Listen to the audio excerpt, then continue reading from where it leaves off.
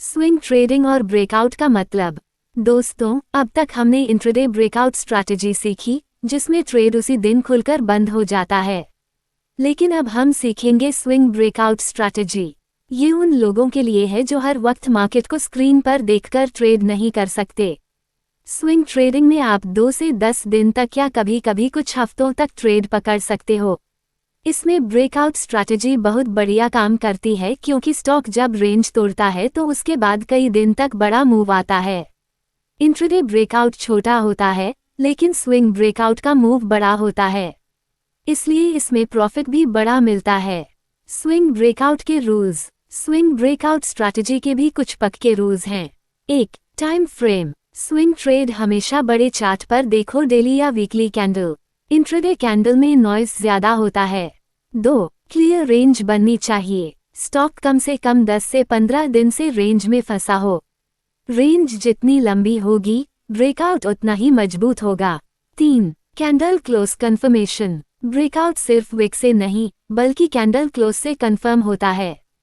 4. Volume. Swing breakout तभी valid होगा जब वॉल्यूम एवरेज से ज्यादा हो। 5. रीटेस्ट का इंतजार। सेफ ट्रेडर्स रीटेस्ट का वेट करते हैं। ब्रेकआउट के बाद स्टॉक वापस उसी लेवल को टेस्ट करे और वहां से बाउंस करे तो एंट्री बेस्ट होती है। स्विंग ब्रेकआउट में एंट्री कैसे करें? अब मैं सवाल, एंट्री कहां करनी है? मान लो HDFC बैंक 1500 से 1550 के बीच 15 दिन से फंसा हुआ है।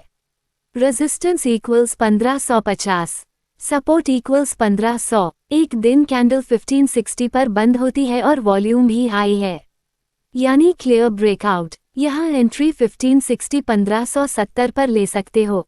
स्टॉप लॉस इक्वल्स 1540 रेजिस्टेंस के नीचे। टारगेट इक्वल्स रेंज 50 रुपये।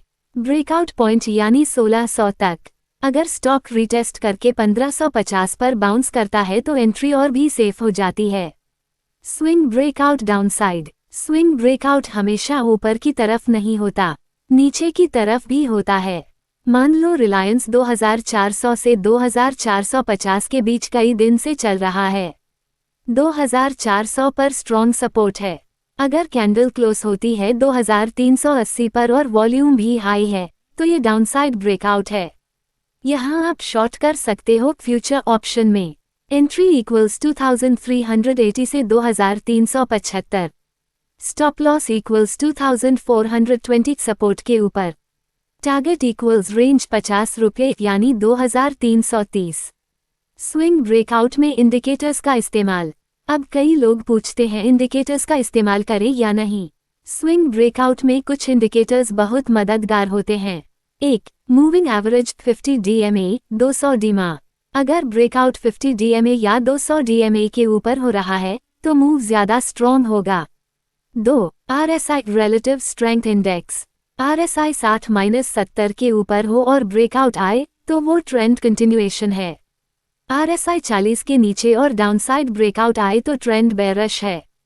3. Bollinger bands. जब स्टॉक अपर बैंड को तोड़ता है तो ब्रेकआउट स्ट्रॉन्ग होता है। जब लोअर बैंड टूटता है तो डाउनफॉल आता है। स्विंग ब्रेकआउट की कॉमन मिस्टेक्स।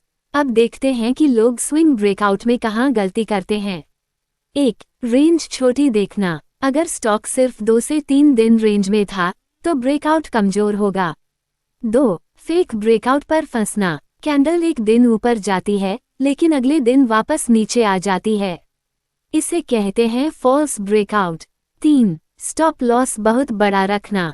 स्विंग में SL थोड़ा बड़ा होता है, लेकिन बहुत बड़ा रखने से रिस्क बढ़ जाता है। 4. न्यूज़ बेस्ड ट्रेड लेना। अगर कोई स्टॉक सिर्फ न्यूज़ की वजह से ब्रेकआउट करता है तो सस्टेन नहीं करता। 5. ओवर लीवरेज लेना। स्विंग ट्रेड पेशेंस का खेल है, ज्यादा क्वांटिटी लेकर बैठना खतरनाक है। स्विंग ब्रेकआउट का रियल एग्जाम्पल। चलो एक रियल एग्जाम्पल लेते हैं। इन्फोसिस कई दिन 1400 से 1450 के बीच घूम रहा था। 1450 पर स्ट्रॉन्ग रेजिस्टेंस था। फिर एक दिन बड़ी कैंडल बनती है और इन्फोसिस 1470 पर बंद होता है। वॉल्यूम भी एवरेज से ज्यादा है। Entry equals 1470। Stop loss equals 1440। Target equals range 50 रुपये 1500 जोड़। और हुआ भी यही, इन्फोसिस अगले एक हफ्ते में 1510 पहुंच गया। ये है स्विंग ब्रेकआउट स्ट्रैटेजी का मैजिक। स्विंग ब्रेकआउट के फायदे और नुकसान।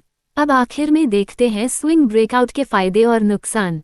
फायदे: बड़ा मूव मिलता है। इंट्राडे की तरह बार बार चार्ट देखने की जरूरत नहीं। ट्रेंड पकड़ने का मौका मिलता है।